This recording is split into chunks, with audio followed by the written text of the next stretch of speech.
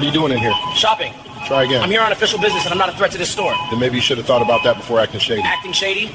People said you were watching customers. I'm observant. That's not a crime. ID, right now. I'll show you credentials, but you need to stop doing this in front of everyone. Then why do you sound nervous? Because you walked in here acting like you already picked the bad guy. A patrol officer with a bad attitude thought he was putting a regular shopper in his place at a grocery store. He had no idea he was threatening an undercover Secret Service agent in the middle of an active assignment. That decision didn't end with a warning or an awkward apology. It turned into a $5 million lawsuit that wrecked his job and dragged his whole department into public embarrassment. Tell me where you're watching from. State, city, country, wherever. And if you watch stories about abuse of power, accountability, and officials ruining themselves with their own ego, like the video and subscribe. This started when the situation was already going wrong. Officer Kyle Dugan had walked a calm scene and made it hostile in less than a minute. He stood too close, spoke too loud, and acted like he was dealing with a threat instead of a man buying a few items after work. The man he targeted didn't react the way Dugan wanted. He stayed composed. He answered carefully. He didn't flinch, panic, or start begging to be left alone. Dugan took that personally. The shopper was Brent Cole. Brent was 42 and worked for the Secret Service. Not in uniform, not in a visible role. He was on protective intelligence duty, connected to a federal visit planned for the next day. His job that week was simple on paper and serious in practice. Stay unnoticed, watch patterns, flag problems early. Don't attract attention unless there's no other choice.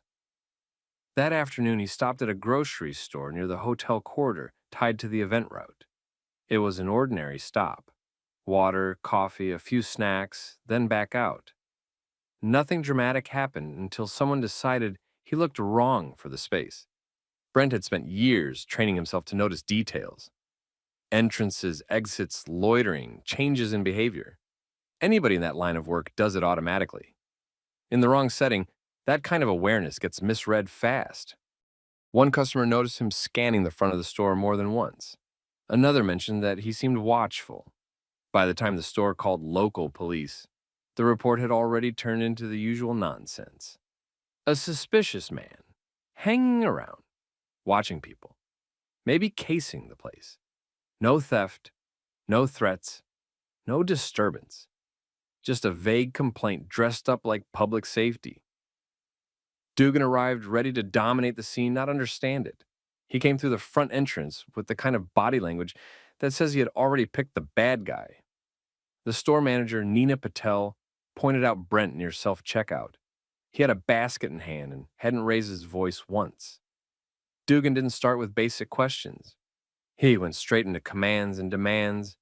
He wanted Brent to explain why he was there, why he had been watching customers, why he seemed nervous, why he wasn't answering fast enough. Brent answered in a controlled way. He said he was working in an official capacity and that there was no threat to the store. He kept it narrow because that's what trained people do. They don't expose an assignment in public to satisfy a local officer's mood. He also knew a smart officer would hear that answer, lower the temperature, and move the conversation somewhere private. Dugan did the opposite. He pushed harder. He wanted a full explanation in the middle of the store. He treated caution like disrespect. That's where this case really began. Not with a safety concern, with ego.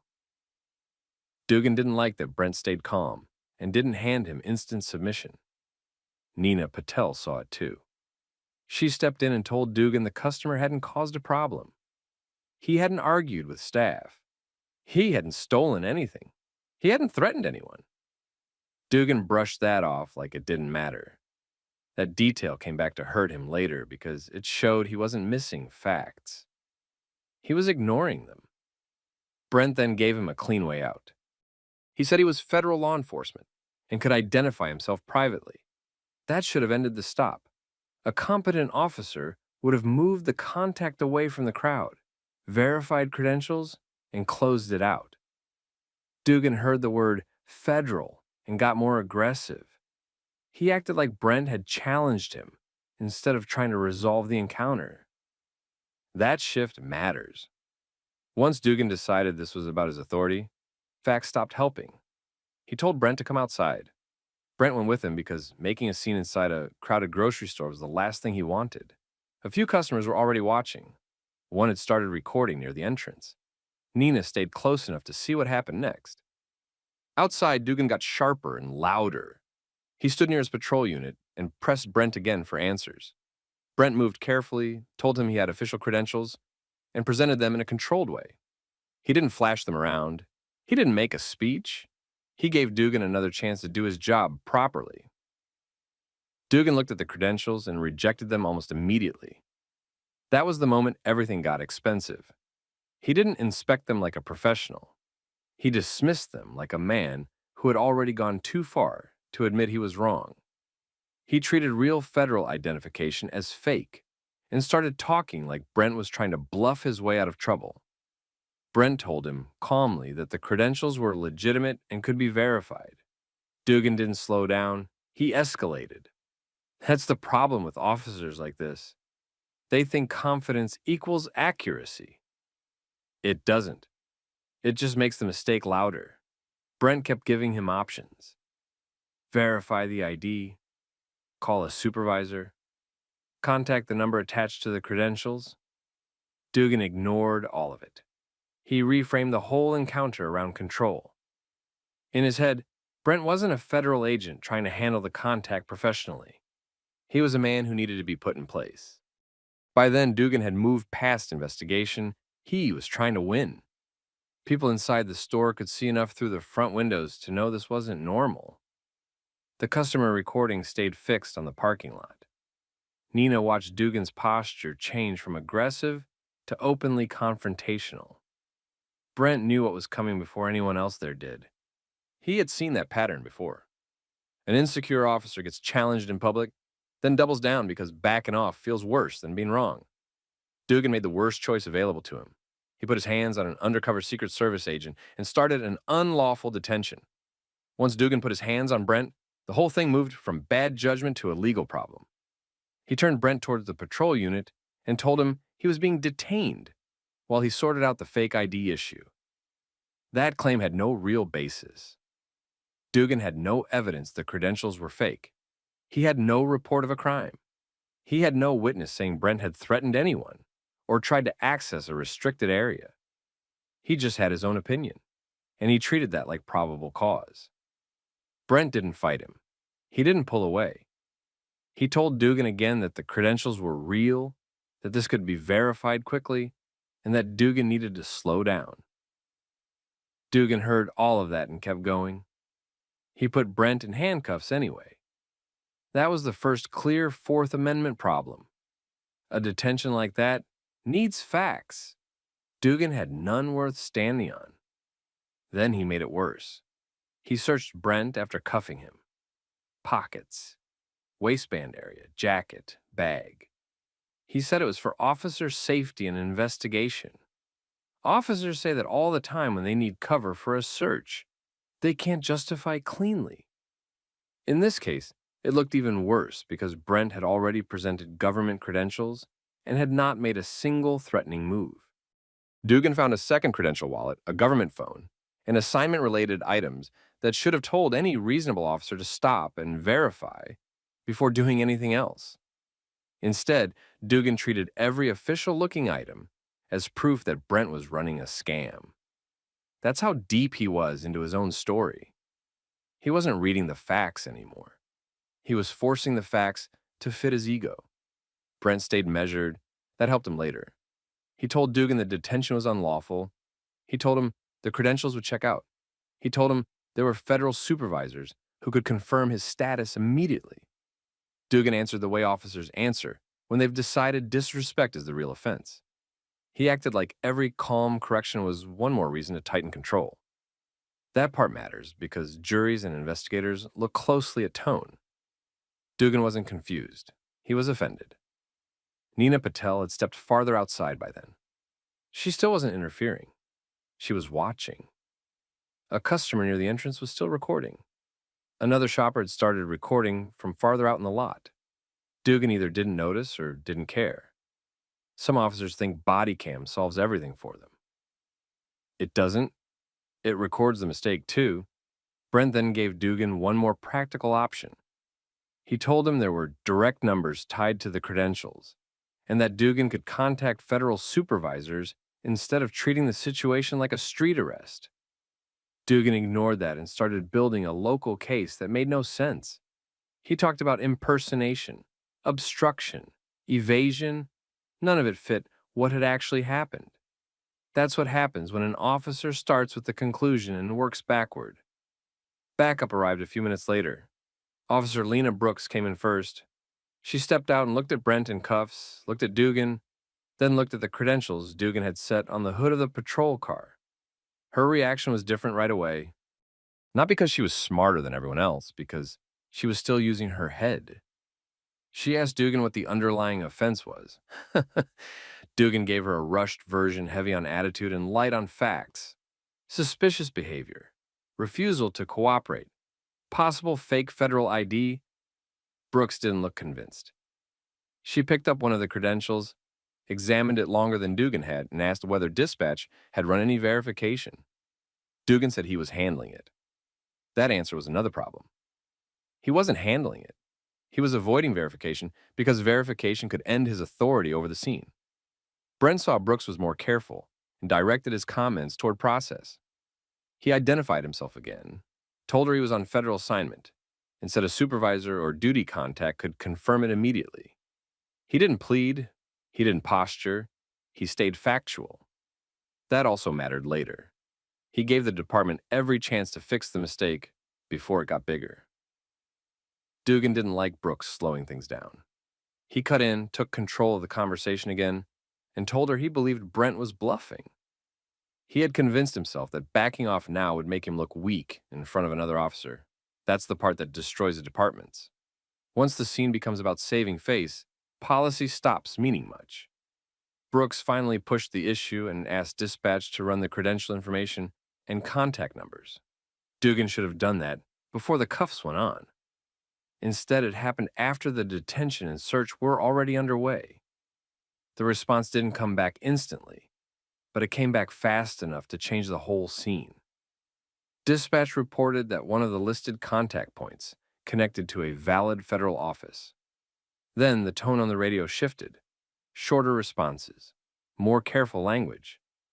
Somebody at the other end understood very quickly that local police might have a serious problem sitting in a grocery store parking lot. That's when Sergeant Dana Flores arrived. Flores had enough experience to read a scene in seconds. One man cuffed, no sign of struggle, no agitated crowd, no stolen property, no obvious crime. Two sets of federal-looking credentials on the hood. Dugan standing rigid and over-explaining before she even asked a full question. Officers who know what they're doing recognize that pattern fast. It usually means the officer who made the stop already knows he may have pushed too far. Flores separated the officers and got the facts in pieces. Dugan's version was still built around his personal belief that Brent had to be lying. Brooks gave a cleaner account and made it clear the credentials appeared legitimate enough to require formal verification before any detention should have happened. Nina Patel then told Flores that Brent had been calm the entire time and that Dugan had ignored her when she tried to explain there had been no disturbance in the store. That tightened the scene immediately. Flores took a closer look at the credentials and contacted the number herself. This time, the answer left very little room for fantasy. The office on the other end confirmed that Brent Cole was a Secret Service agent attached to a protective intelligence operation in the area. They also asked who had detained him and why. That was the moment the ground dropped out from under Dugan. His posture changed first. Officers always tell on themselves there. He stopped projecting control and started trying to explain himself.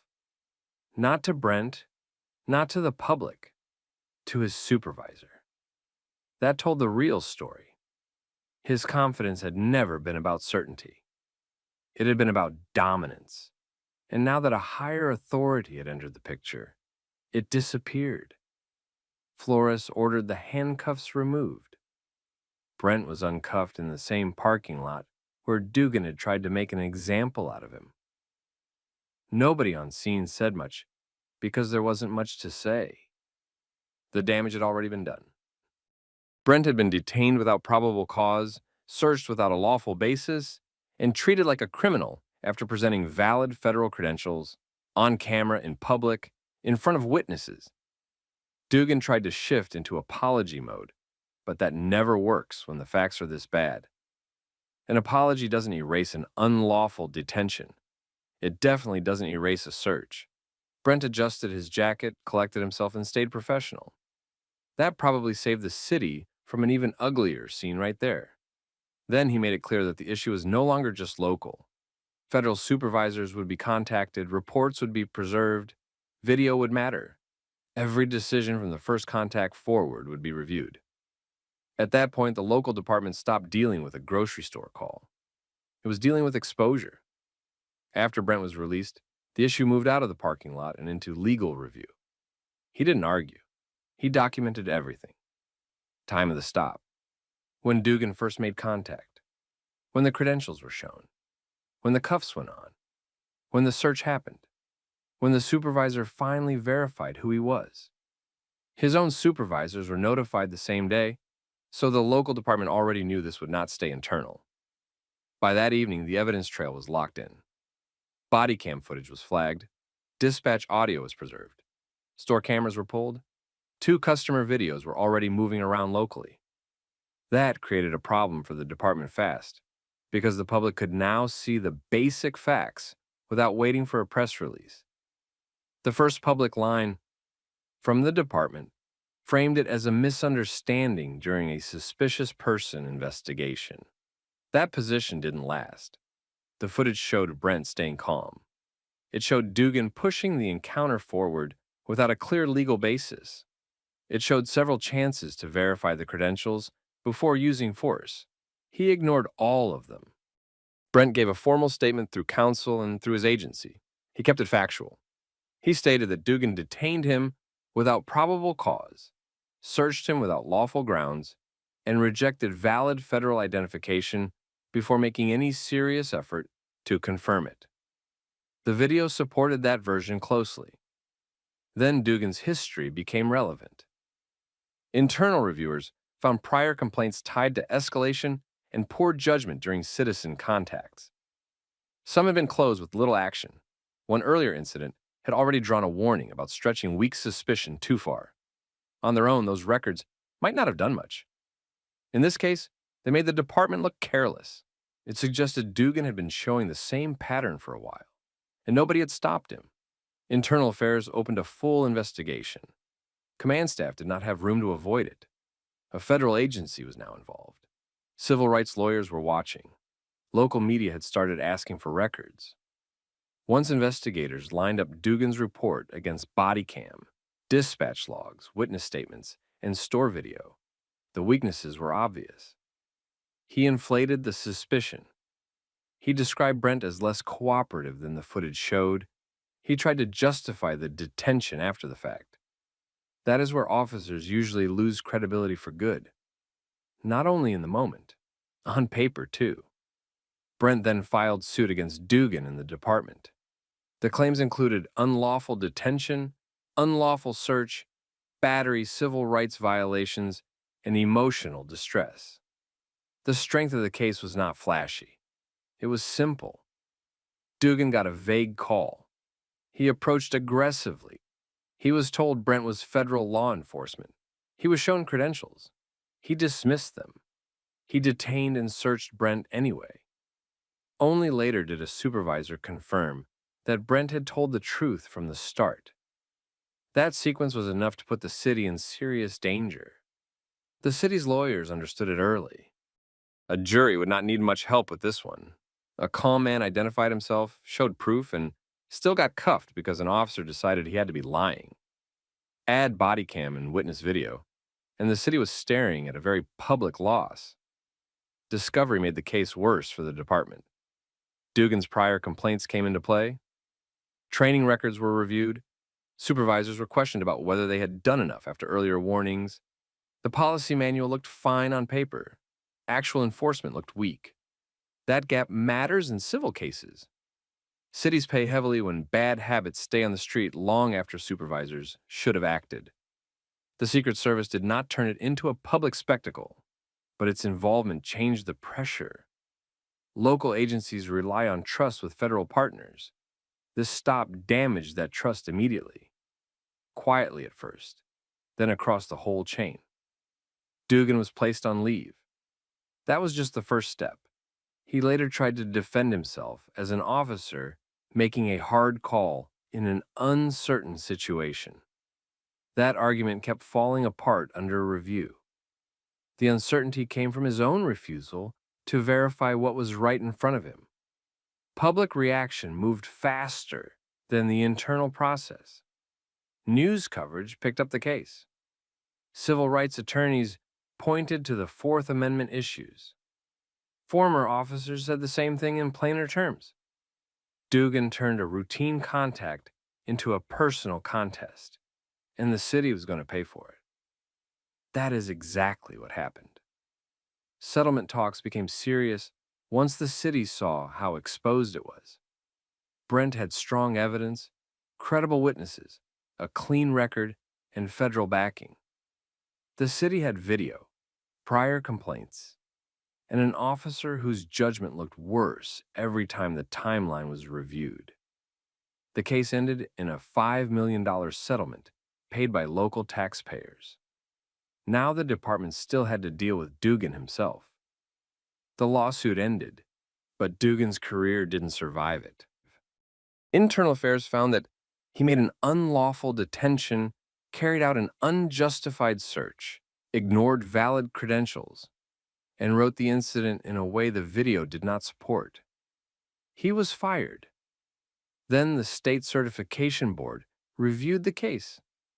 Dugan lost his certification, which meant he could not work as a police officer again. The department had problems too. Supervisors had to answer for earlier complaints against him and for letting his pattern continue.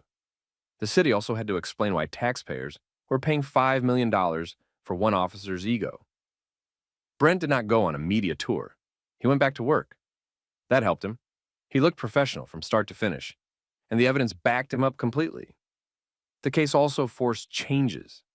The department updated procedures for identity verification, detention decisions, and supervisor response when someone claims federal status. Local and federal coordination tightened after that. That is why this case mattered. Dugan thought he was asserting authority over a man in a parking lot. Instead, he turned a routine contact into a civil rights case, lost his job, lost his certification, and cost the city millions. The lesson is simple. Ego can destroy a cop's career faster than any suspect ever will. What would you have done if you saw this happen? Put it in the comments, share this story with someone who needs to hear it, and subscribe for more. Cool. Stand up and keep your hands where I can see them. What is this about? Complaint of disorderly behavior. Stand up. Who made the complaint? That's not your concern right now. Stand So, up. you want to detain me? Yes, while I figure this Figure out. out what? Man, this can go easy if you just cooperate. Easy for who? Enough. Stand up. I work for the federal.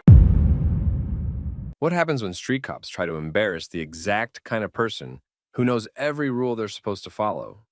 This was the kind of stop that looked bad in real time and somehow got worse every minute after that. Two patrol officers walked into a downtown lunch spot, picked the wrong woman, turned a weak call into a public arrest, and spent the next 10 minutes building the lawsuit that would gut their careers. Tell me where you're watching from.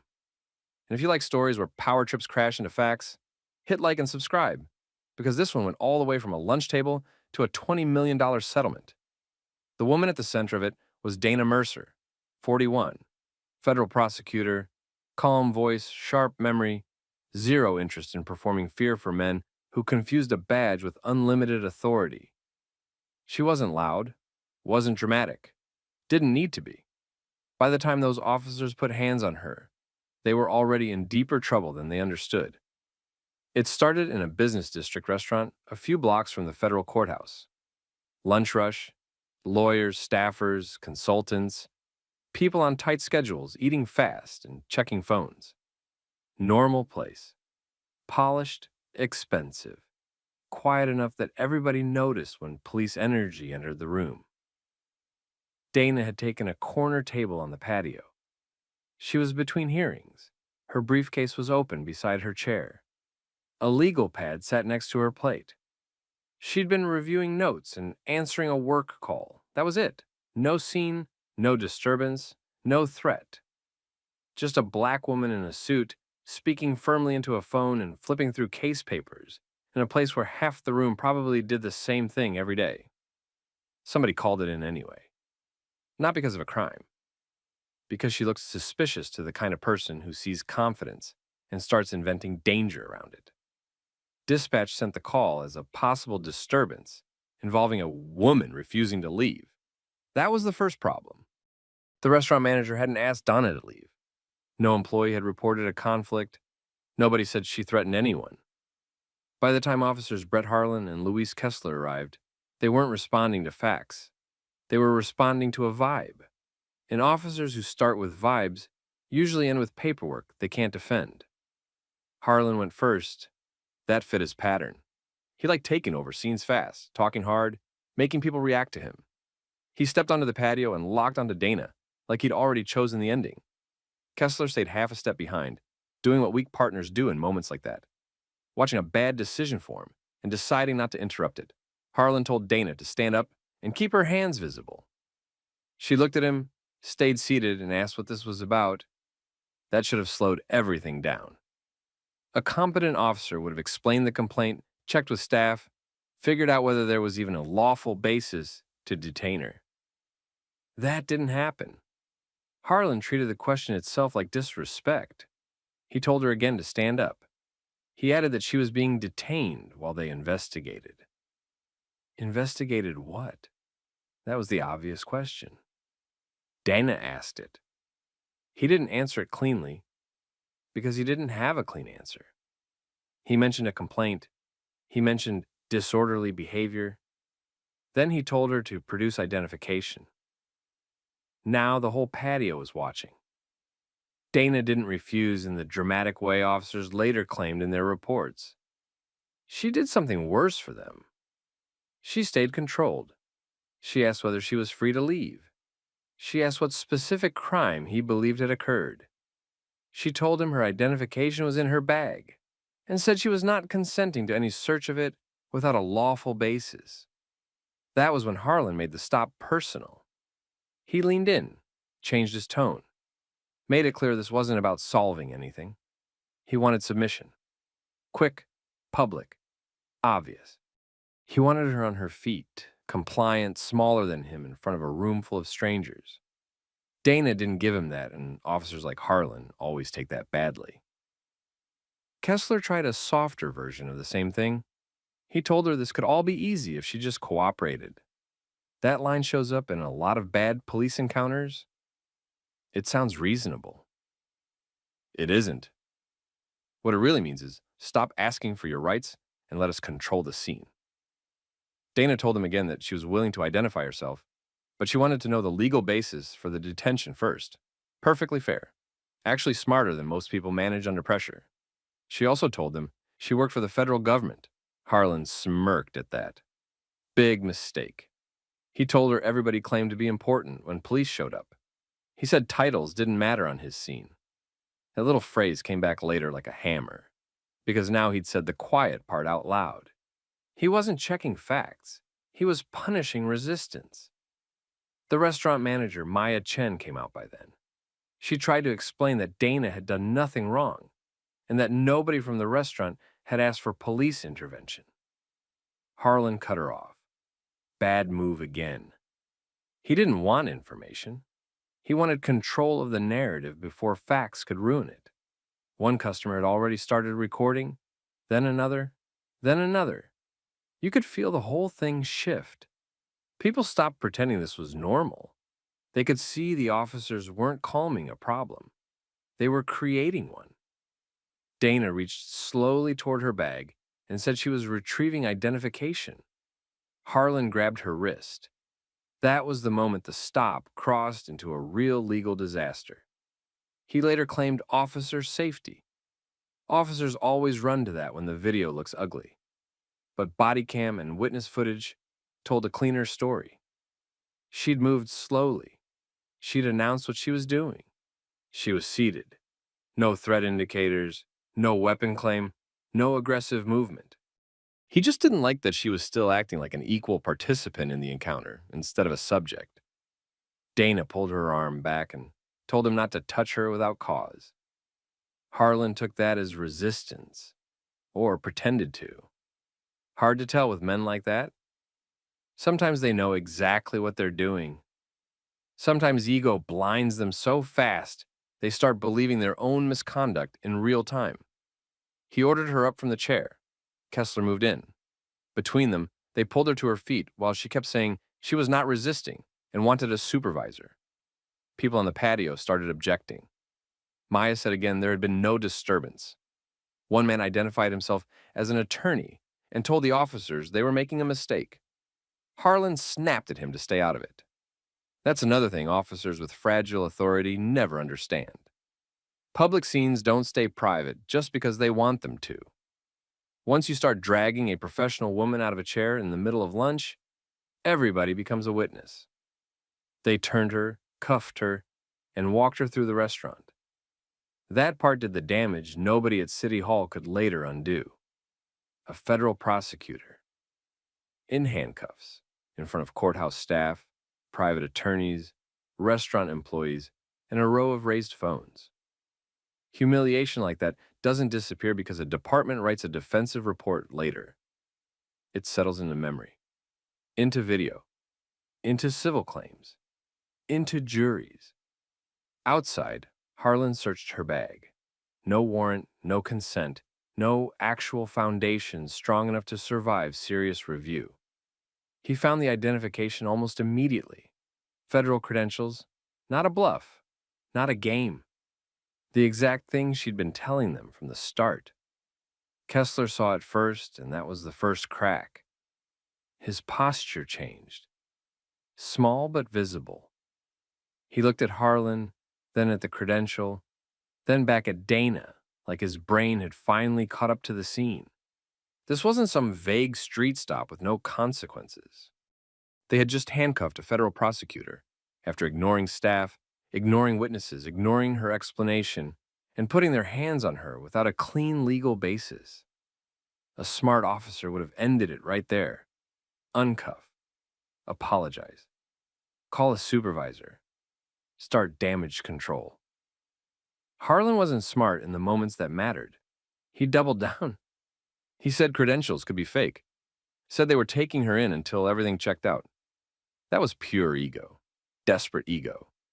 The kind that turns one bad choice into 5 because the man making them cannot stand the idea of backing up in front of a crowd. By the time Sergeant Nolan Pike arrived, the body cams had already captured enough to sink half a defense. Pike got a fast version from Harlan, not an honest one. Complaint, non-compliance, possible interference, suspicious behavior. The usual pile of vague words officers use when the actual facts don't help them. Dana, still cuffed, gave Pike the simple version. She'd been eating lunch. She'd asked for the basis of the stop. She'd offered identification from her bag. Harlan grabbed her, cuffed her, searched the bag, and ignored her federal credentials when he found them. Pike had a choice right there. Be a supervisor, or be a shield. He chose shield. He told the officers to transport her. Again, bad move. Huge one? Because now this wasn't one patrol officer losing control. This was a chain of command failure. One ego had become 3. And here was the part none of them understood yet. Dana Mercer didn't need to win the argument on the sidewalk. That part was over. She just needed them to keep making decisions on camera. Every extra minute helped her. Every order. Every contradiction. Every witness they brushed aside. They thought they were tightening control. Really, they were writing exhibits. As they put her in the back of the cruiser, Dana stopped trying to convince them. That phase had passed. She shifted to memory, names, badge numbers, sequence, exact language. Timestamps, who interrupted whom, who searched what, who ignored the restaurant manager, who saw the credentials and kept going. That's what made the whole thing deadly for the department later. She wasn't panicking. She was preserving. By the time the cruiser pulled away from the restaurant, Maya had already saved the security footage. 2 attorneys had exchanged numbers with witnesses. One courthouse employee had recognized Dana and started making calls. Inside the car, Kessler sat in silence. Harlan kept performing certainty. Pike told dispatch they were bringing in a detainee for identification verification. A detainee, not an arrestee, not a suspect tied to a clear offense, just a person that humiliated in public because none of them had the discipline to stop. In downtown, a few blocks from the federal courthouse, the first calls were already reaching people with enough authority to make this a career-ending afternoon. The ride to the precinct was the last stretch where those officers still thought they could control the story. That ended the second Dana got through booking. The desk staff recognized the name before Harlan could finish dressing up the arrest. Not because federal prosecutors were celebrities, because downtown systems overlap. Courthouse people know each other. Agency names travel fast. Credentials matter. And once one booking officer saw who she was, the room changed, not in a dramatic movie way, in the real way. People got quieter. Screens got checked twice. Somebody stopped treating the paperwork like routine. Somebody else made a call they probably wished they didn't have to make. Harlan kept pushing the same version. Disorderly conduct. Failure to comply. Suspicious behavior. Interference with an investigation. That stack of vague garbage had carried him through plenty of street stops before. It didn't work here because Dana knew exactly how weak each label was.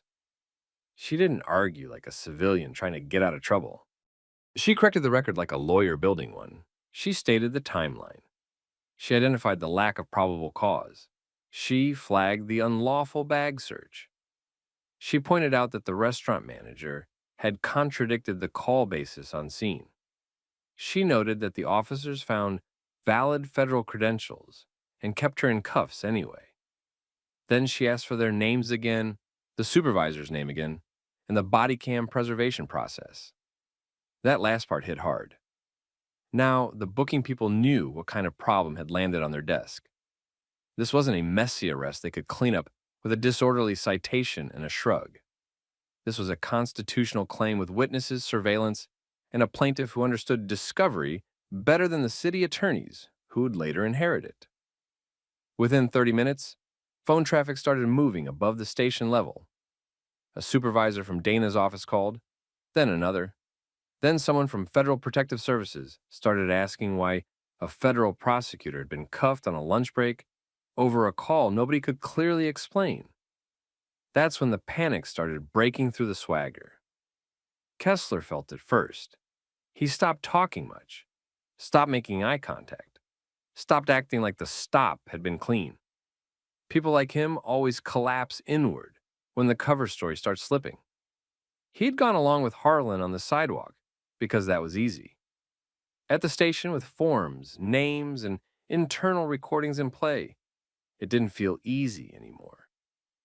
Harlan went the other way.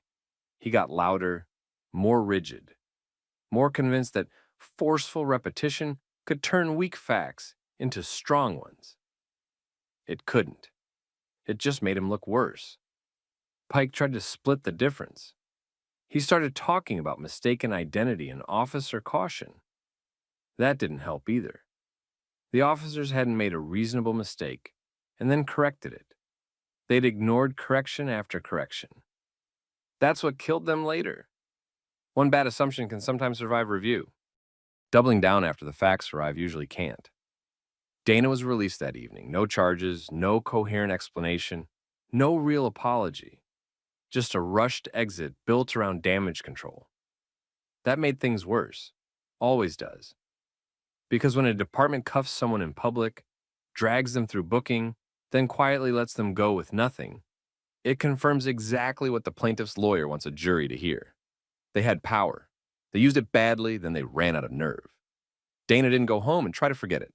She got organized.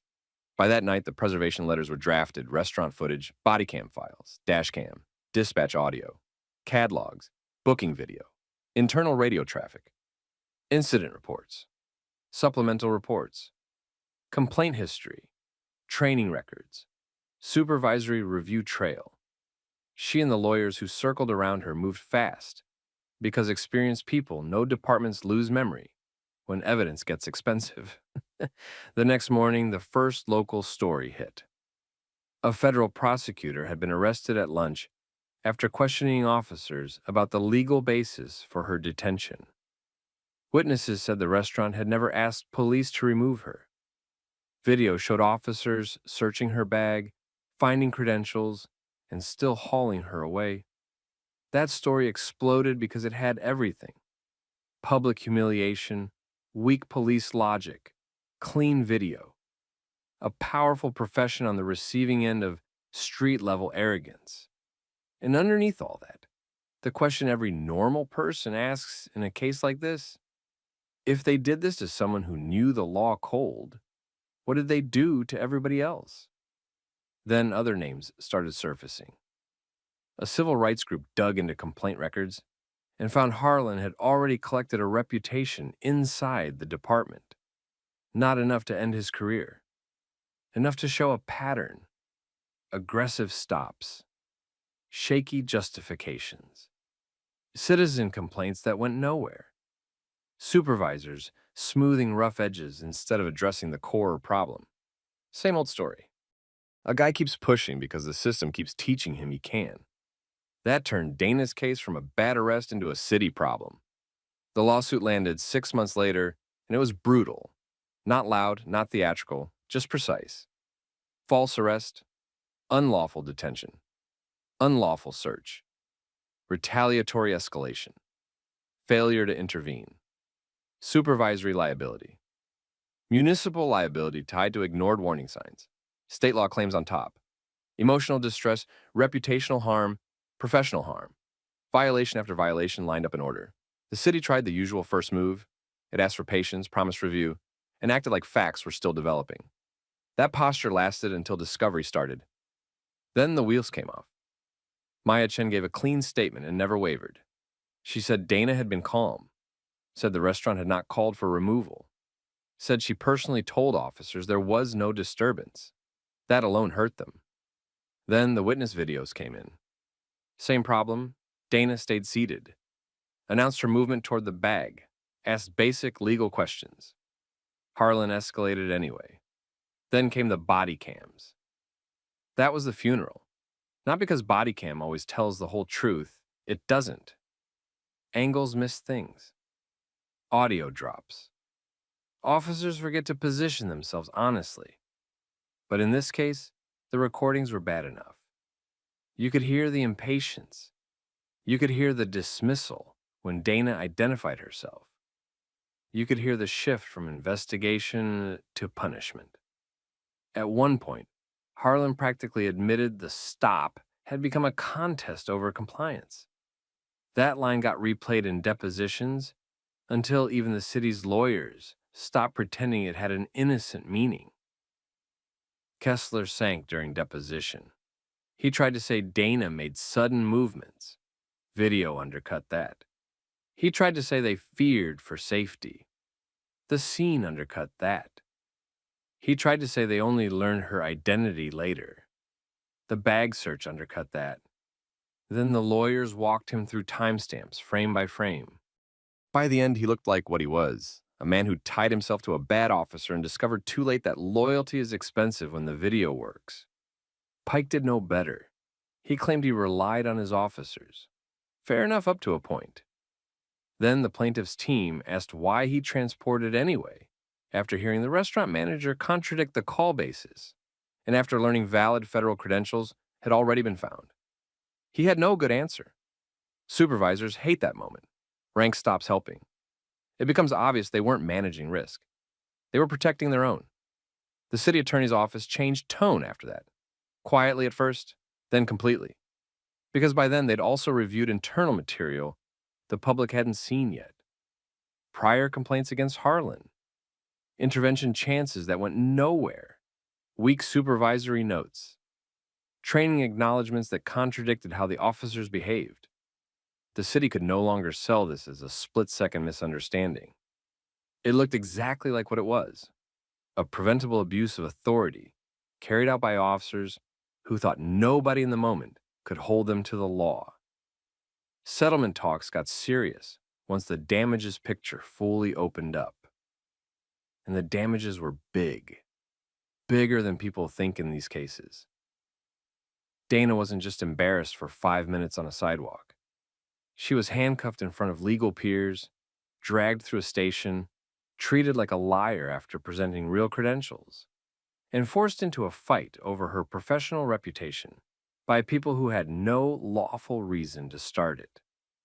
Add the constitutional claims, the public record, the city exposure on supervision, and the pattern evidence. 20 million stopped sounding crazy. It started sounding like the number the city had to pay to avoid a worse number later. When the settlement finally hit, it landed like a bomb in City Hall. $20 million. No spin could fix that. Taxpayers understood it immediately. This wasn't an accident bill. This was an ego bill, a badge bill, a nobody told them no bill. Then the career started ending. Harlan was terminated first. The department couldn't carry him after the Bodycam review, the report inconsistencies, and the deposition record. His certification review followed. Then a referral for criminal evaluation tied to false statements and misconduct in office. Whether prosecutors wanted that fight or not, his policing life was done. No decent department was touching him after that file. Kessler resigned before the final discipline hearing. That saved him a public firing, not his reputation. Everybody knew why he left. He'd had several chances to stop the train and chose cowardice every time. Pike lost rank, then lost the job entirely. A supervisor who ratifies nonsense on scene and then backs bad paperwork afterward becomes radioactive once a city writes a $20 million check. Nobody wants that man in command after that. The fallout kept moving upward. Command staff took heat for ignoring warning signs. The mayor got dragged into press conferences. The police chief had to answer why prior complaints didn't trigger meaningful intervention. That's the part departments hate most. One street stop turns into a microscope on the whole chain. And yes, policy changes followed. They always do when money gets that high. The city tightened detention standards, required clearer articulation before non-custodial encounters became forcible ones, expanded body cam preservation rules, forced supervisors to review retaliatory arrest indicators, added scenario training on lawful stops, citizen questioning, and professional identification verification. Useful changes. Also late. They usually are. Dana took the settlement, but she didn't turn into a public victory lap person. She went back to work. That felt more serious than a press tour. She let the records speak. Let the filings speak. Let the city's own signatures speak. People around her said she got quieter after it happened. Not weaker, sharper, less patient with institutional excuses. That tracks. Encounters like that change how someone sees the distance between the law on paper and the law on the street. The ugliest truth in the whole story sat right there in plain view. Dana got justice partly because she had status, knowledge, witnesses, and resources. She knew how to preserve evidence. She knew how to force accountability. She knew who to call and what to ask for. A lot of people don't. They get the same stop, the same humiliation, the same garbage report, and then they hit a wall. That's why this case mattered beyond one prosecutor and 3 bad cops. It showed the mechanism, not just the misconduct, the mechanism. 3 officers thought lunch was the easy part of their day. Instead, they walked into a public record they couldn't bully, a target who understood the rules better than they did, and a city payout big enough to make everybody finally pay attention. That's the story. So what would you have done in that situation? And have you ever seen someone with authority keep pushing just because they couldn't stand being questioned? Drop your thoughts in the comments. Share the story with somebody who gets it. And subscribe for more stories like this. What's in the bag? A charger, a drink, gum. You pay for it? Yes, sir. Receipt. It's in my pocket. Hey, don't reach. You asked for it. Hands where I can see them. Okay, I paid for it. I was just trying to show you. Why were you hanging around electronics? I was picking the charger. Why are you nervous? Can I call my dad? No, not yet. Officer Ryan Haskell believed he controlled that parking lot. Then he detained a 13-year-old boy for a theft that never happened, ignored the receipt that would have ended the stop, and kept pushing after the facts were already against him. He did not know the boy was Evan Mercer, the son of Daniel Mercer, the incoming Metropolitan Police Chief. That mistake did not stay a routine field stop. It became the kind of case that can end a career. Tell me where you're watching from: city, state, or country. And if you like stories about abuse of authority getting exposed through facts, recordings, and accountability, like the video and subscribe. This started in a retail plaza in a large American city. There was a pharmacy, a coffee shop, a nail salon, and a dry cleaner. It was busy enough for witnesses and covered well enough with cameras that nobody should have felt safe cutting corners. Officers still did it there. Places like that made some of them careless because they assumed the scene would look calm from a distance. Evan Mercer was 13 years old. He was quiet, careful, and used to paying attention. He had been raised by a father who understood exactly how street encounters could turn bad. Daniel Mercer had not become Metropolitan Police Chief yet, but the appointment was public, and the transition had already started. He had told his son the basic rules more than once. Keep your hands visible. Speak clearly. Do not argue in public with an officer. Do not make sudden movements. Let facts do the work. On that afternoon, Evan stopped at the pharmacy after school. He needed a phone charger. He also bought a drink and gum. He used self-checkout, paid, took the printed receipt, and put it in his pocket. There was nothing complicated about it. The problem started because a newer employee noticed him standing near the electronics rack for a little longer than most customers did. The employee mentioned it to the store manager, Priya Shah. She did what a competent manager was supposed to do. She checked the area and looked into the transaction record. She had not confirmed a theft. She had not identified missing merchandise. She was still checking when the call that reached police got simplified into something much looser and much more dangerous. A suspicious juvenile was possibly shoplifting. That kind of call leaves room for a bad officer to build his own story. Officer Ryan Haskell took the call. He had a reputation for aggressive retail stops and a habit of treating pressure like investigation. He liked fast compliance. He liked being the loudest person in a scene. He called himself proactive. Supervisors use more careful language because departments do that when they are not ready to admit the real issue. The real issue was simple. He often decided what happened before he had enough facts to say it. By the time Haskell arrived, Evan had already left the store and was crossing the lot with a pharmacy bag in one hand and a backpack over one shoulder. Haskell got out of the patrol car and stopped him before he reached the sidewalk. He asked what was in the bag. Evan answered him. He asked whether he had paid for the items. Evan said yes. He asked for the receipt. Evan said it was in his pocket and started to reach for it. Haskell immediately told him not to move so fast. That was the first point where the stop could still have been corrected easily.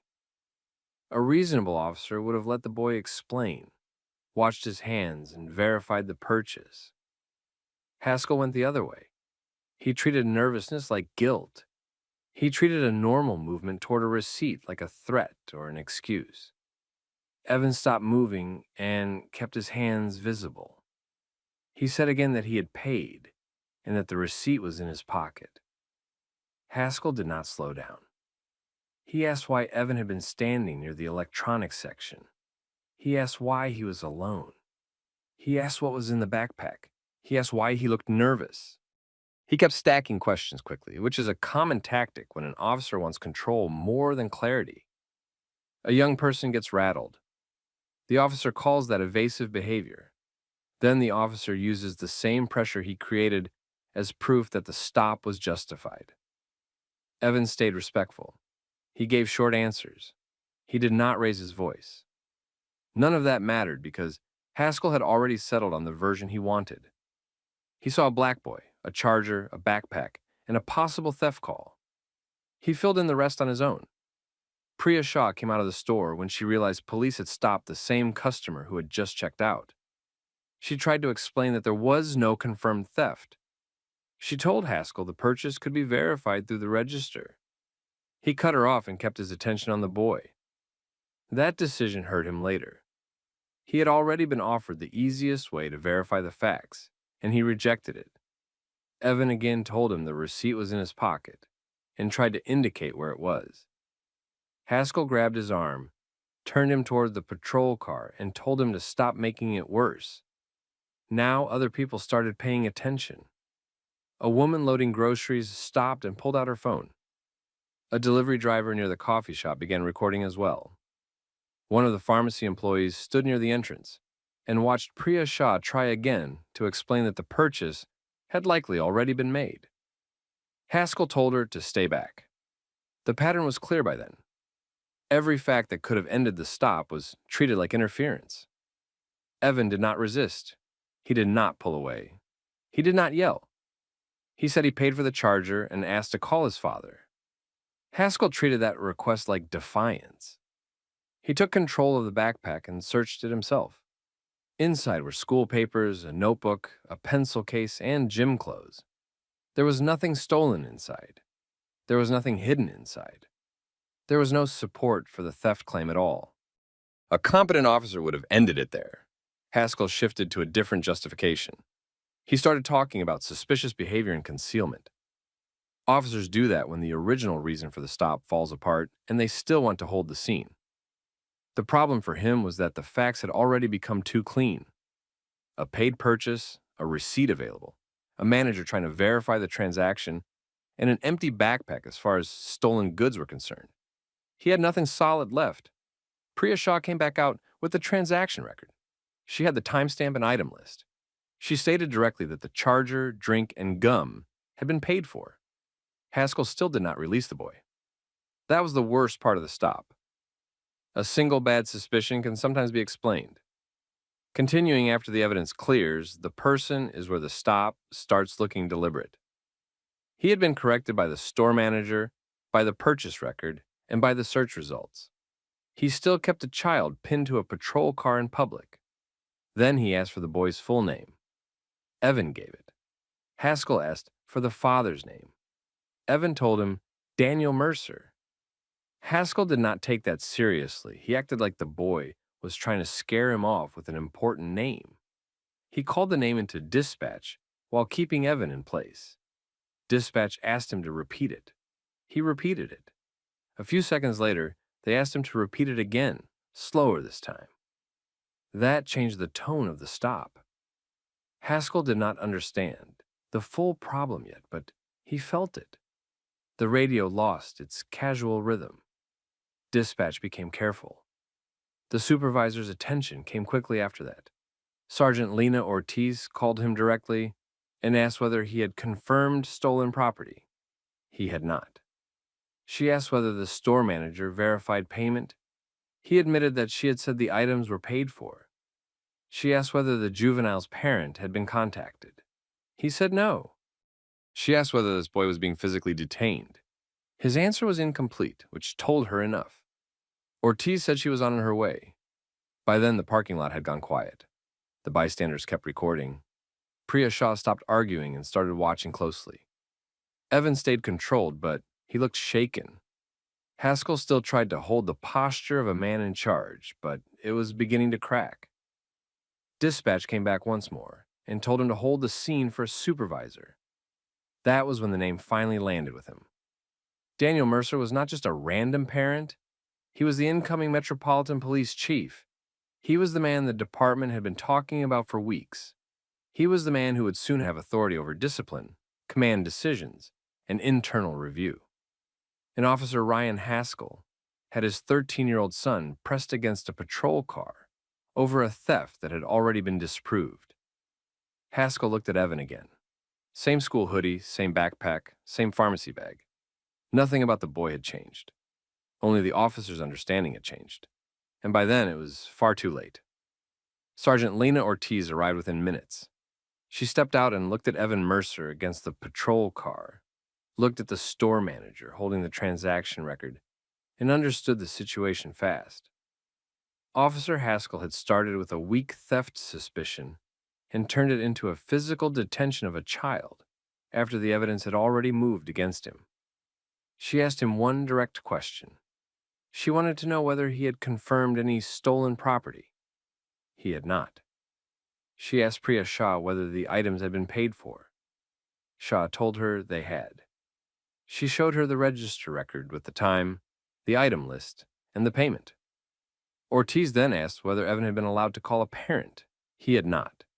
She asked whether Haskell had searched the backpack. He had. She asked whether that search found stolen property. It had not. That was enough. She told Haskell to step away from the boy. He started explaining himself before he moved. That made him look worse. He was still trying to control the story when a supervisor had already taken control of the scene. Ortiz repeated the order. This time he stepped back. She turned to Evan and asked whether he was injured. He said he was not injured, but he was shaken. She asked him for a short account of what happened. He gave it in order. He said he paid inside. He said he tried to show the receipt. He said the officer grabbed him before he could take it out. He said he asked to call his father and was not allowed. That was a clean statement. It matched the manager's account and the basic timeline already forming around the stop. Ortiz then told Evan he could call his father. Daniel Mercer answered immediately. Evan told him he had been stopped outside the pharmacy over something he paid for. He told him a supervisor was there now. Mercer asked whether he was safe at that moment. Evan said yes. Mercer said he was coming. That was when Haskell understood he no longer had room to fix this in the field. Up to that point, he was still operating on instinct. He was still hoping procedure and tone would cover the weakness of the stop. Once the father was on the way and the supervisor had already heard the basics, the situation changed. This was no longer about whether he could keep control of a child in a parking lot. It was about whether his report could survive contact with body camera footage, store records, witness video, and command review. He tried to improve his position. He told Ortiz the juvenile had acted nervously. He said the movement toward the pocket raised concerns. He said he was investigating possible concealment. He said the totality of the circumstances justified the stop. None of it helped. Every explanation came after the key facts. The purchase had been verified. The backpack had nothing in it. The child had asked to show a receipt and was blocked from doing it. The store manager had tried to correct him more than once. Those details did not leave much room for creative reporting. A black SUV pulled into the lot a few minutes later. Daniel Mercer stepped out and walked straight to his son. He did not stop at Haskell first. He did not make a scene. He checked Evan's arms, face, and posture. He asked whether Haskell had handcuffed him. Evan said no, but he said the officer grabbed him and held him against the car. Mercer asked whether he had been allowed to show the receipt. Evan said no. He asked whether the store had confirmed payment. Evan said the manager tried to tell the officer that. Mercer then turned to Ortiz and asked whether his son was free to leave. Ortiz said yes. He asked whether the department had any evidence of theft. Ortiz said no. That answer settled the public part of the scene. Evan was no longer being detained. The problem for Haskell was that the stop did not end when the detention ended. It moved into a more dangerous stage.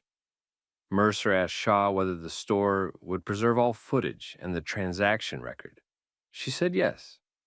He looked toward the bystanders recording and understood immediately that the stop had already left the control of the officer who started it. There were now multiple records of the same event. That usually decides these cases before the paperwork even begins. Then Mercer addressed Haskell. He did not threaten him. He did not raise his voice. He asked narrow questions in a calm tone. He asked when the officer first had probable cause for a theft detention. He asked what specific stolen item had been identified. He asked why the stop continued after the manager confirmed payment. He asked why a juvenile had been denied immediate parent contact while being physically controlled in public. Haskell tried answering, but the sequence hurt him. A bad stop can sound forceful in real time. It sounds very different when someone breaks it into steps and asks what fact justified each step. He had no good answer for the moment he grabbed the boy. He had no good answer for the bag search after the boy said the receipt was in his pocket. He had no good answer for continuing the detention after the transaction was verified. Mercer did not drag it out. He told Ortiz that every recording tied to the stop needed preservation orders immediately. He included body camera footage, vehicle camera footage, store surveillance, dispatch traffic, and the incident call record. He told her the watch commander needed notice before the end of the hour. He also told her internal affairs had to be informed that same evening. Haskell stood there and watched the stop turn into evidence management around him. That was the real turn. He had started the encounter, assuming the badge on his chest gave him the final word. Now his own chain of command was moving to secure the record before he could shape it. Mercer took Evan to the SUV, but he did not leave immediately. He stayed long enough to make one point very clear. He told Ortiz that the case should not be treated differently because his son was involved. It should be treated exactly the way any case should be treated. When an officer detained a minor without confirming the offense, ignored proof of purchase, and kept escalating after being corrected. That point traveled through the department fast. It mattered because officers often expect quiet protection when they embarrass the agency. Mercer cut that off before it started. He was not offering a private resolution. He was telling the department to follow the facts all the way through. By the end of the shift, Haskell had to submit a formal statement. The first review went badly for him. Body camera footage showed Evan staying respectful.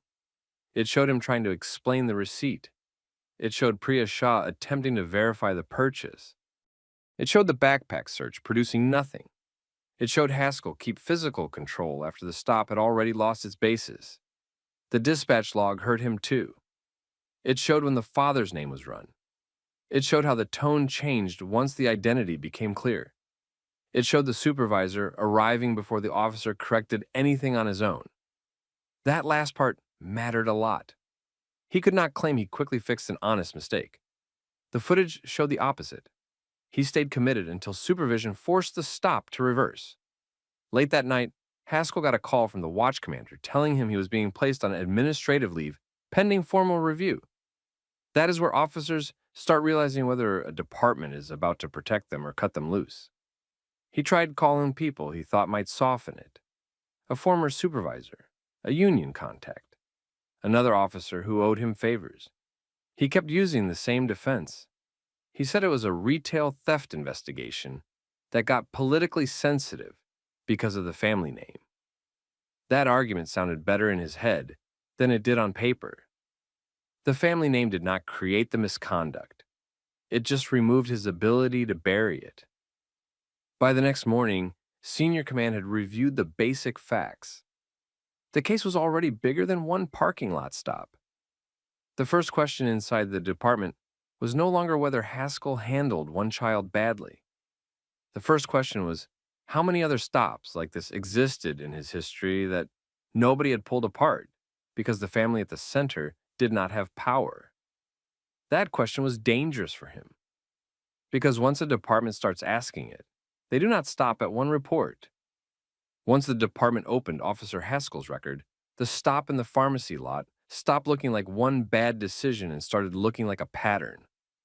Internal Affairs pulled his body camera history, complaint file, stop reports, and use of force reviews. They focused on retail stops, juvenile contacts, and encounters that started with weak suspicion and ended with physical control. That review moved fast because the incoming chief's son was involved, but the findings did not depend on that fact. The findings depended on paperwork, footage, and numbers. Haskell had more than one prior complaint for rough treatment during low-level stops. Most had gone nowhere. A few had been closed as not sustained because there was no clear video, no independent witness, or no supervisor willing to push it further. On paper, that gave him cover. Under a full review, it gave investigators a trail. They found repeated problems. He escalated quickly. He stretched vague suspicion into prolonged detentions. He used words like evasive, furtive, and uncooperative in reports, where the footage showed fear more than resistance. He often framed ordinary movement as a threat once he needed a reason to justify getting physical.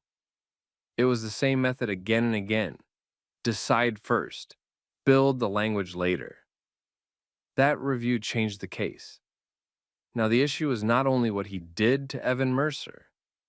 The issue is whether supervisors had been ignoring warning signs because the people on the receiving end had less power, less money, and less access. Daniel Mercer understood that immediately. He did not treat the case as a private family matter. He did not want a quiet apology and a transfer. He pushed for a full administrative review and made it clear that the department would either examine the pattern honestly or admit it had been protecting bad street work. That made people nervous all over headquarters. By the end of the week, Haskell was still on an administrative leave. His badge and weapon had been surrendered, and his union representative was involved in every formal interview. He tried the same defense one more time. He said he responded to a possible shoplifting call, encountered a nervous juvenile, and acted in good faith under uncertain conditions. That defense collapsed when investigators laid out the timeline. First, there was no confirmed theft before he stopped Evan. Second, Evan told him he had a receipt. Third, the store manager attempted to verify the purchase almost immediately. Fourth, the backpack search found no stolen property. Fifth, Haskell still continued the detention. Sixth, he denied or delayed parent contact for a minor while physically controlling him in public. Seventh, he only lost momentum when dispatch verified the father's name and a supervisor arrived. That sequence was devastating because it stripped away every excuse. An honest mistake should get weaker as the facts come in and then stop. Haskell did the opposite. He got corrected and pushed harder. The case then moved outside the department. Mercer hired outside counsel for his son. That was another bad sign for the city. Once experienced civil rights lawyers reviewed the footage, they saw the same thing internal affairs had already seen. Weak cause, unnecessary physical detention, a minor. Clear exculpatory evidence ignored in real time, public humiliation, a strong argument for selective enforcement and profiling. The city law department knew what that meant. This was no longer a case they could defend cheaply. The footage also leaked. It did not take long. One bystander video reached local media first. Then body camera details started appearing in reporting. The public reaction was immediate because the facts were simple enough for anyone to follow. A child bought a charger, a drink, and gum. A patrolman stopped him, refused to check the receipt properly, grabbed him, searched his bag, ignored the store manager, and kept going until he learned who the father was. The worst part for the department was obvious. People started asking the same question everywhere. If that boy had not been the chief's son, would anything have happened to the officer at all? The department had no good answer to that. Community groups picked up the case. So did defense attorneys who had seen Haskell's name before. A few former complainants came forward after seeing the news. One man said Haskell had detained him outside a convenience store the year before on almost the same theory. Another family said their teenage nephew had been searched during a bicycle stop with no citation and no follow-up. Separately, those complaints had gone nowhere. Together, they started to look like a map. The city moved toward damage control. Haskell was called into a final disciplinary conference. He attended with union representation. Investigators laid out policy violations tied to unlawful detention, failure to de-escalate, improper juvenile handling, inaccurate or misleading reporting language, and conduct unbecoming. He tried to defend the stop as a split-second field judgment. That argument was weak because the footage showed multiple chances to stop and multiple choices to continue. The department terminated him. That alone would have been serious, but it did not stop there. The State Certification Board received the case file for decertification review. That put his future in law enforcement at risk beyond one department. Once that process started, his career was effectively over. Even before the board finished, no serious agency was going to touch an officer whose misconduct file now included a high-profile juvenile detention, public video, and a pattern review that exposed repeated problems. The civil case ended the way cases like this usually end when the facts are bad enough. The city settled. The settlement was large, and it came with more than money. Evan Mercer's legal team pushed for formal policy changes, recorded training requirements, and an independent audit of juvenile stop procedures. The city agreed to a package that included financial compensation for Evan, mandatory retraining on retail theft investigations, revised juvenile contact rules, stricter evidence preservation requirements, and an early warning review system for officers with repeated complaint patterns. That part mattered more than the headline number. A settlement closes one case. Policy changes admit the case revealed something real. Daniel Mercer used the incident in his first months as chief to force changes inside the department. Officers could no longer stretch a vague, suspicious person call into a full detention without documented cause. Juvenile stops required faster guardian notification.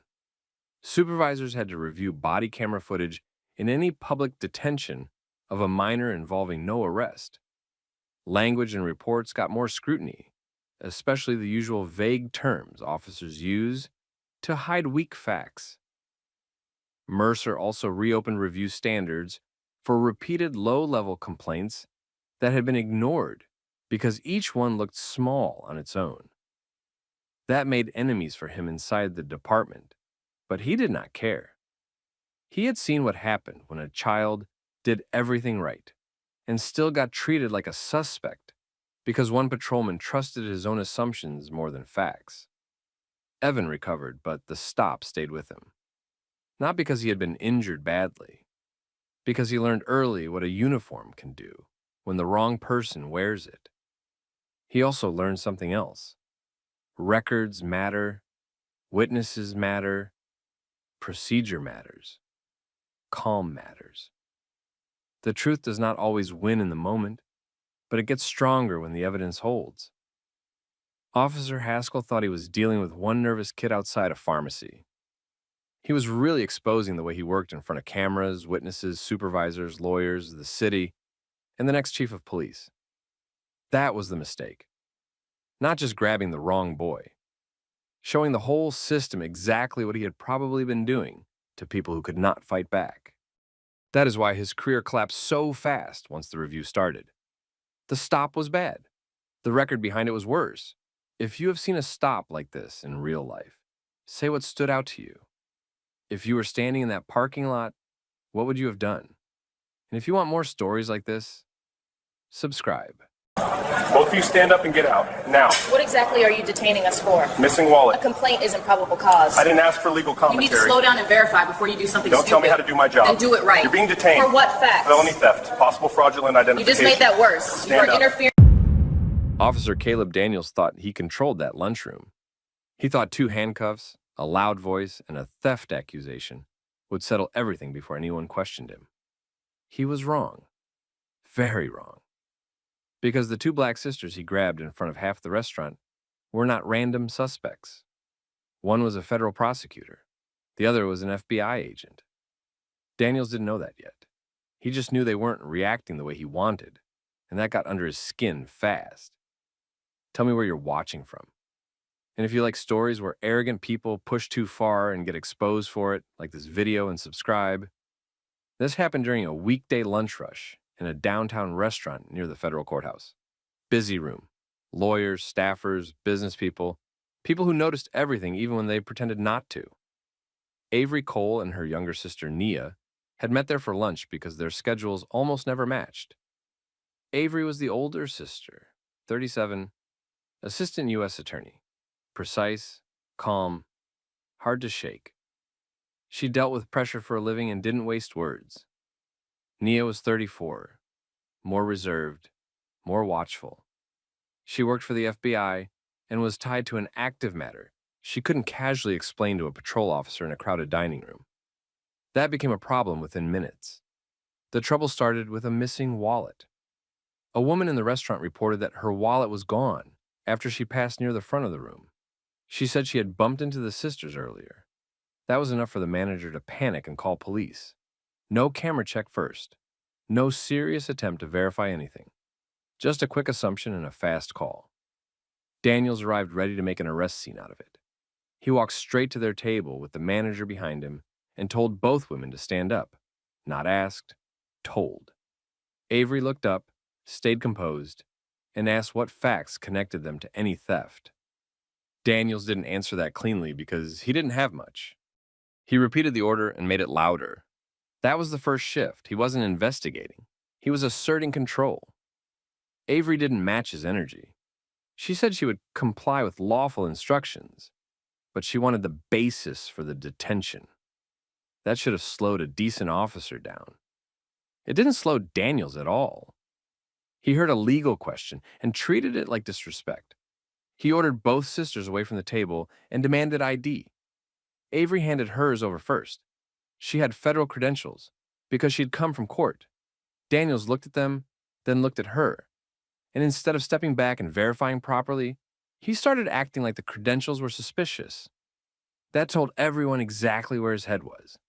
He had already decided the story. Now he wanted facts to fit it.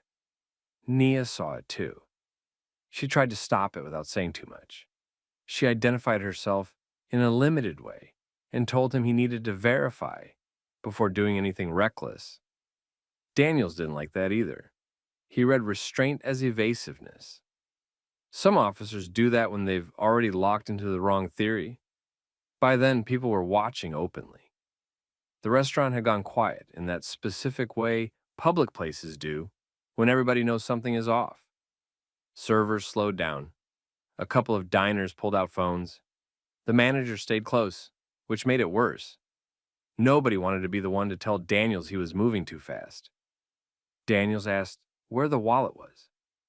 Avery said they had nothing to do with it and told him a complaint alone did not give him probable cause. Again, she was calm. Again, that made him worse. He told them not to touch their bags. He started speaking like he was already in the middle of a felony stop. Still no recovered wallet. Still no witness who saw a theft. Still no camera review. Still no proper verification. Then he crossed the line. Avery moved one hand toward her bag, not to grab a weapon, not to hide anything, just to shift it on the table. Daniels grabbed her wrist. That changed the whole thing. He put hands on her because he could, because he wanted immediate submission, and because he was now too deep into his own ego to back up. Avery pulled her arm back and told him not to touch her without cause. Daniels responded by escalating. He announced that both women were being detained for felony theft and possible fraudulent identification. He said it loud enough for the room to hear. He wanted the accusation to land before the facts did. That was the moment the stop turned ugly, not messy, not confused, ugly, because now he had chosen force over verification. Nia gave him one more chance. She told him he was interfering with federal business and needed a supervisor before he made this worse. Daniels ignored that too. He had an audience. He wanted to win in front of it. He pulled out the cuffs. A man near the bar started recording more carefully the second those cuffs came out. A woman at another table asked whether anyone had checked the cameras. Daniels ignored that. He cuffed Avery first. That mattered later. Video showed Avery did not resist. She didn't create the scene. She didn't raise her voice. Daniels escalated around her, then acted as if her refusal to panic was itself suspicious. Then he turned to Nia. This was the bigger mistake. Nia tried once more to get him to verify through a secure federal contact. She gave him the route to do this the right way. He chose not to use it before cuffing her. That decision wrecked him later because there was no good explanation for it. He had an off-ramp. He refused it. So now both sisters stood in handcuffs in the middle of a packed lunchroom because a patrol officer had decided his instincts mattered more than evidence. Then dispatch started catching up. Avery's credentials came back valid first. Current, federal, real. That should have ended it on the spot. Daniels didn't uncuff her. He started talking faster instead, reframing, filling space. Trying to hold onto the scene, bad sign. He knew the ground was moving under him. Then the second layer hit. The secure contact tied to Nia's identification started coming back through channels. That changed the tone immediately. Dispatch got careful, then tense, then very careful. Daniels had gone from mishandling a restaurant theft complaint to detaining someone tied to federal work he clearly did not understand. That was when Sergeant Elena Ruiz arrived. She stepped into a bad scene and saw the problem fast. 2 women in cuffs, 1 patrol officer giving a weak summary, a manager hovering nearby, a room full of witnesses. Phones still up. Ruiz asked Daniels what he had. He gave her theft, suspicious ID, non-compliance. It sounded thin because it was thin. Then dispatch confirmed Avery again. Ruiz looked at the credential in Daniels' hand, then at Avery, then at Daniels. A few seconds later, the callback link to Nia came through. That was it. Nobody in that room knew all the details yet. They didn't need to. The shift was obvious. Daniels had walked in thinking he was about to embarrass 2 suspects in public. Instead, he had created a recorded, witnessed, career-ending mess in front of a room full of people who were now paying very close attention. And the worst part for him? This was only the beginning. Sergeant Ruiz didn't need 10 minutes to understand Daniels had a problem. She needed about 10 seconds. The first confirmation had already come through. Avery's credentials were valid. Federal, current. No question. Ruiz asked Daniels whether he had run them before cuffing her. He gave the kind of answer officers give when they know the body cam is about to hurt them. Too many words, no clean answer. Then the second verification started landing. Nia's information wasn't something dispatch handled like a driver's license. It moved through a secure callback. That alone should have told Daniels he had stepped into something bigger than a restaurant complaint. Ruiz took the update, listened, and her expression changed right there in the dining room. Now she knew. One sister was a federal prosecutor. The other was tied to active federal work Daniels had just disrupted in public. That's when panic started, even if nobody said the word out loud. Ruiz told Daniels to uncuff them. Immediately. He hesitated for half a beat, which made it worse. Then he took the cuffs off Avery first, then Nia. Too late. Everybody had already seen the arrest. Several people were still recording. One person had gotten the whole cuffing on video, including Avery staying calm and Daniels talking like he had a solved felony case, with no evidence in hand. Ruiz tried to pull the scene back under control. She asked the manager to step aside. She separated Daniels from the sisters. She lowered her voice. Standard cleanup. The problem was this wasn't the kind of mess a lower voice could fix. Avery didn't make a speech.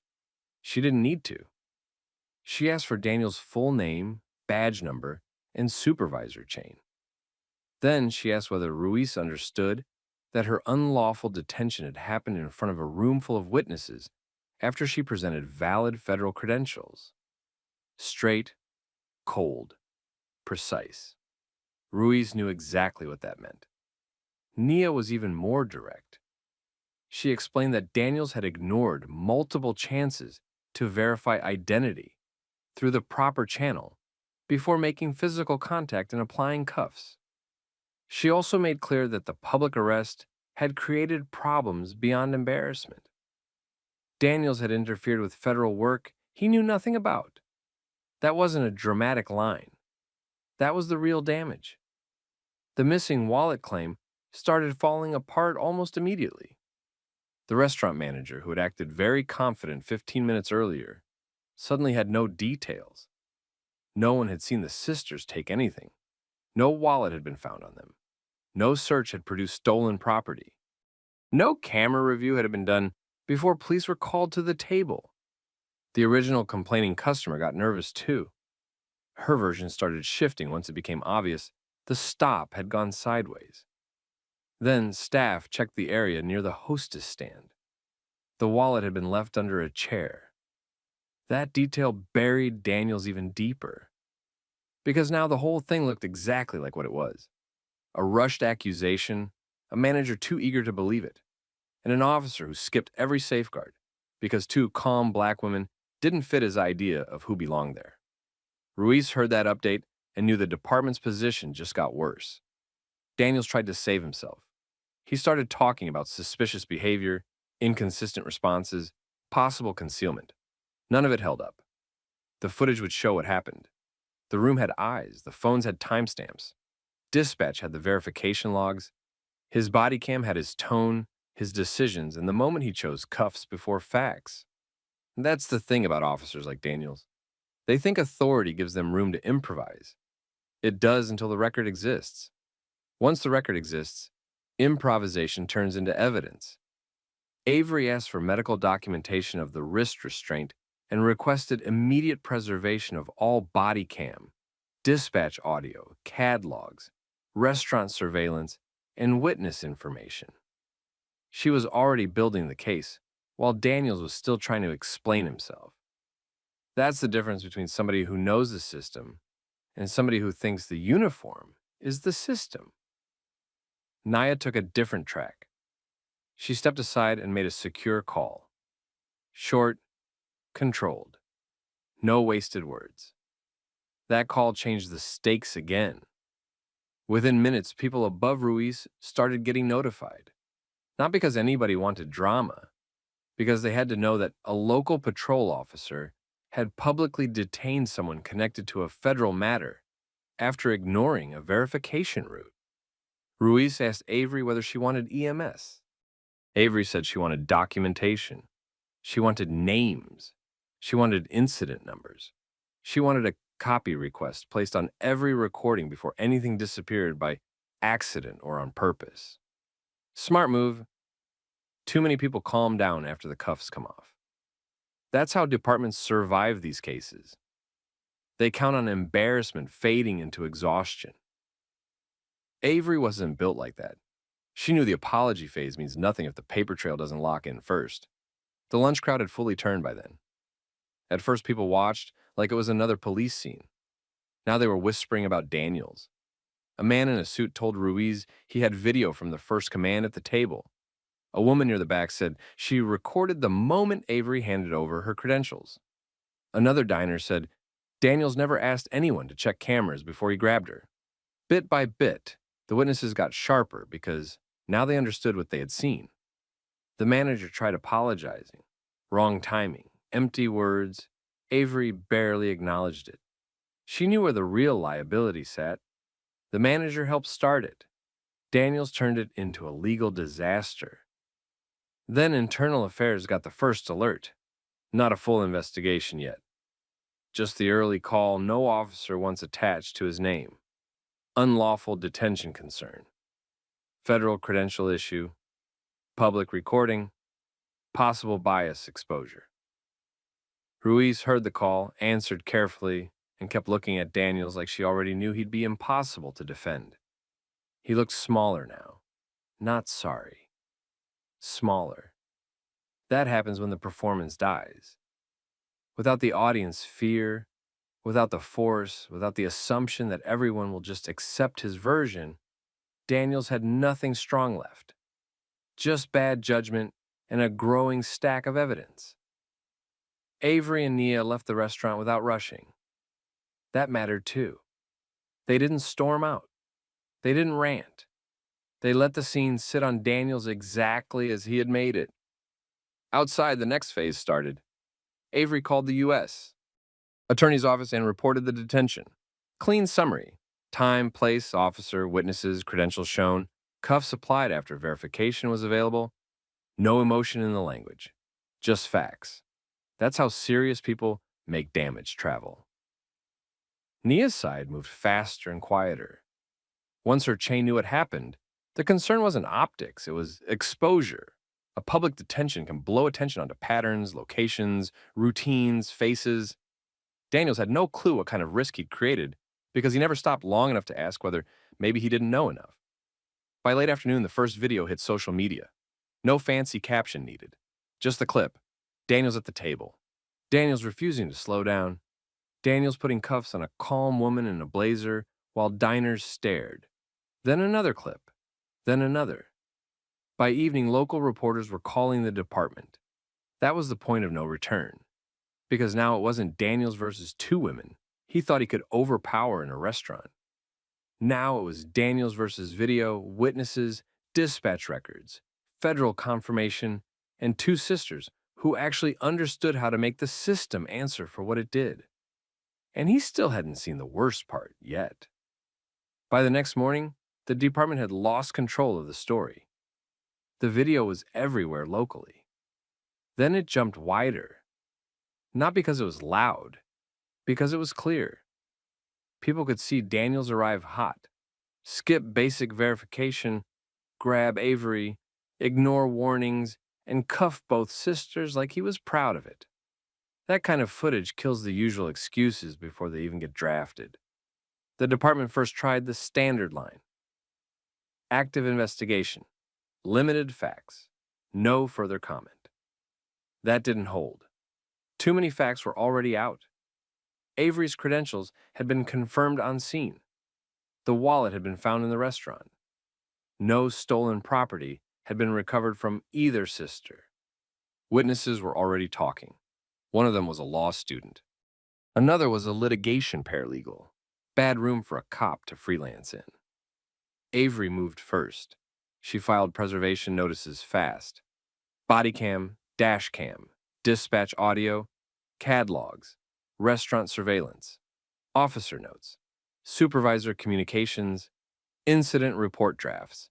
She didn't wait for a formal apology because apologies don't preserve evidence. Paperwork does. Then came the claim. Unlawful detention, false arrest, excessive force tied to the wrist grab and cuffing, civil rights violations, public humiliation, reputational harm, failure to train, failure to supervise, biased policing, clean structure, no wasted motion. Naya's side hit differently. Her detention triggered an internal federal review because Daniels had interfered with an active matter. The exact case details stayed sealed, but the damage didn't. Her cover status had been compromised enough that her assignment had to be adjusted. New logistics, new risk analysis, new costs. All because a patrol officer wanted to turn lunch into a power show. That raised the city's exposure hard. This wasn't just two bad cuffs anymore. It was local police interfering with federal personnel after ignoring direct verification routes. Departments hate that. City attorneys hate it more. Then discovery pressure started. Daniels' report came in first, and it already had problems.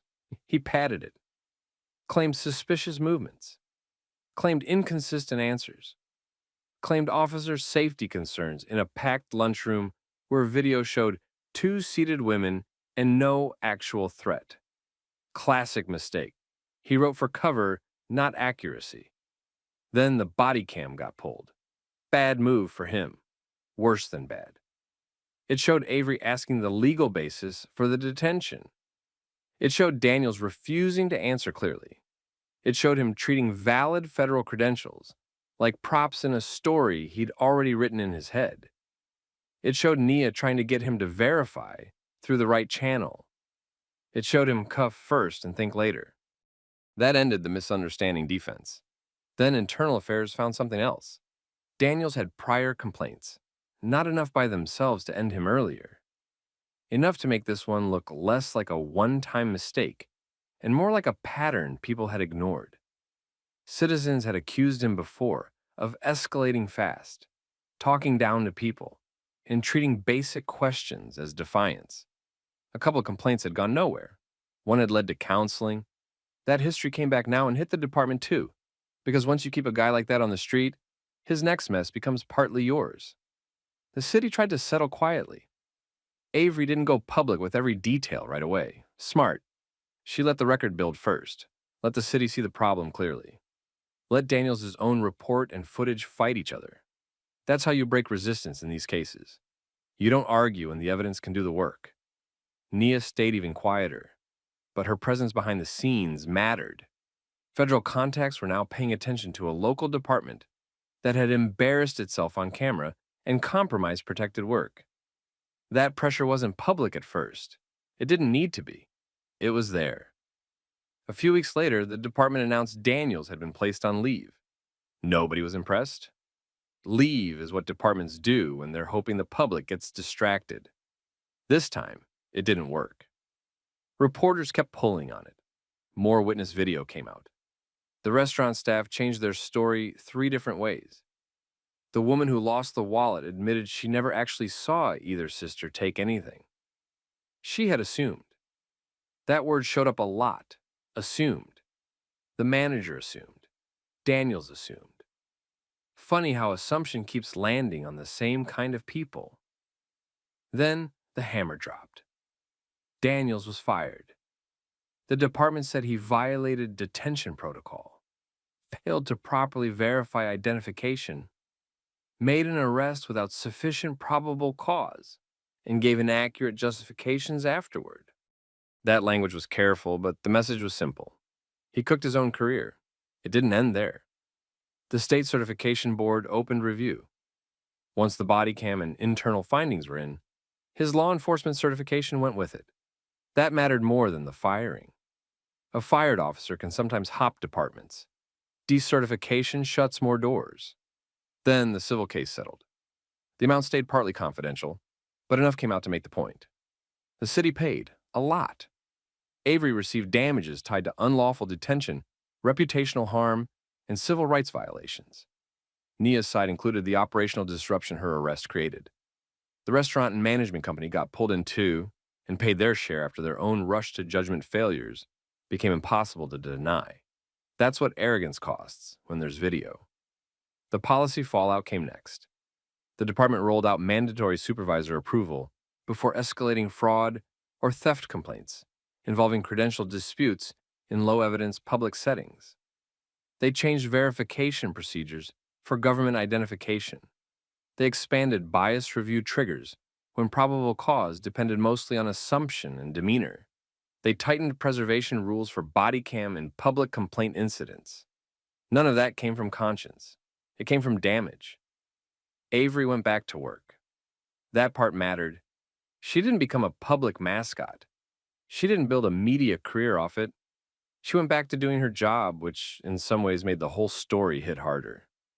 Daniels made the lunch his performance. Avery made the aftermath a case. Nia kept working, too, just on a different path after the disruption. No dramatic speech, no victory lap. Just adjustment, documentation, and moving forward. Real people usually don't get clean endings after this kind of thing. They get consequences, paperwork, stress, and the knowledge that they were right from the beginning. That's the lesson here. Daniels thought authority meant he could skip discipline. He thought the badge would cover the gaps. He thought public pressure would make 2 black women fold before facts mattered. Instead, he ran into 2 people who knew exactly what he was doing and knew how to make the record hold. That's why this story matters. Not because the sisters had important jobs. That made the fallout bigger, yes. But the real issue was what happened before Daniels knew who they were. He treated them like suspects first, because he thought he could. Everything after that just exposed him. So that's the story. A patrol officer turned a lunch complaint into a false felony arrest, ignored warnings, ignored verification, and ended up losing his job, his certification, and any claim that this was just a misunderstanding. 2 sisters got their names cleared, forced a payout, exposed a pattern, and pushed the department into changes it never would have made on its own.